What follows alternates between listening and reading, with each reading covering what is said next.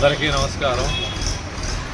ఈరోజు గణతంత్ర దినోత్సవం సందర్భంగా మన బుచ్చిరెడ్డిపాళెం నగర పంచాయతీ ప్రజలకి అందరికి కూడా దేశ ప్రజలకి అందరికి కూడా శుభాకాంక్షలు తెలియజేస్తూ, అలాగే 1947 ఆగస్టు 15న మనకి బ్రిటిష్ వారి నుండి స్వాతంత్ర్యం వచ్చిన రోజు, మనకి జనవరి 26, 1950న రాజ్యాంగం అవతరించిన రోజు, బ్రిటిష్ వారు పూర్తి రాజ్యాధికారం మనకి ఇచ్చినటువంటి ఈ రోజున గణతంత్ర దినోత్సవంగా మనం దేశం అంతా కూడా జరుపుకుంటున్నాం.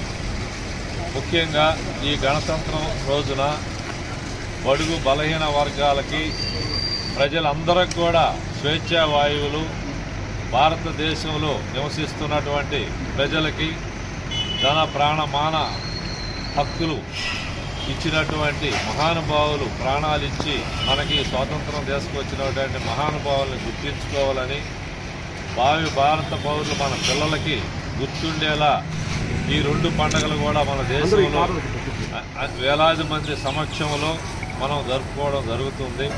ముఖ్యంగా ఈరోజు రాష్ట్రపతి గారు రాజ్పథ్లో జాతీయ జెండాను ఆవిష్కరించడం, ఆగస్టు 15న దేశ ప్రధాని ఎర్రకోటలో జాతీయ జెండాను ఆవిష్కరించడం జరుగుతుంది.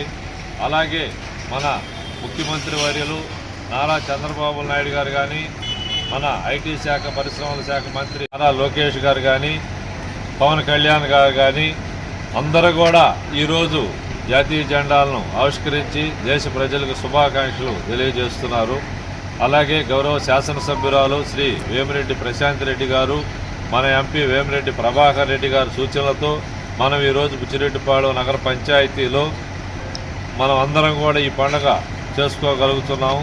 ముఖ్యంగా మన గౌరవ శాసనసభ్యురాలు మన కోవూరు నందు గెలిచిన తర్వాత అనేక సంస్కరణలు తీసుకురావడం జరిగింది. రైళ్లు కానీ, సిమెంట్ రోడ్లు కానీ, కాలువల పొడుగుతీత కానీ, పెన్షన్స్ కానీ, రేషన్ కార్డులు కానీ, ఇళ్ల స్థలాలు కానీ అన్నిటిల్లో కూడా గౌరవ శాసనసభ్యురాలు ముందుండి మనల్ని అందరినీ నడిపిస్తున్నారు. వీటన్నిటికీ కారణం కూడా మన రాజ్యాధికారం, మనకు వచ్చినటువంటి హక్కు.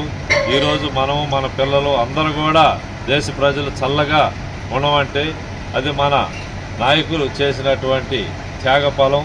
ఈ స్వాతంత్రం కోసం ఎంతోమంది మహానుభావులు త్యాగం చేశారు, ప్రాణాలు కూడా.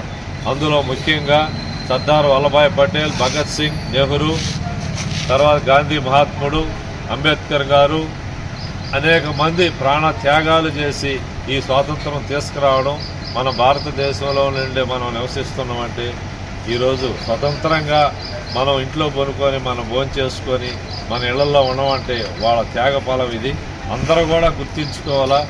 మన బిడ్డలు కూడా మునుముందు ఎప్పుడు కూడా ఈ 2 రోజులు ఆగస్టు 15 కానీ జనవరి 26 కానీ గుర్తుండేలా మన రాజ్యాంగం కూడా మన పుస్తకాల్లో కూడా రచించడం జరిగింది.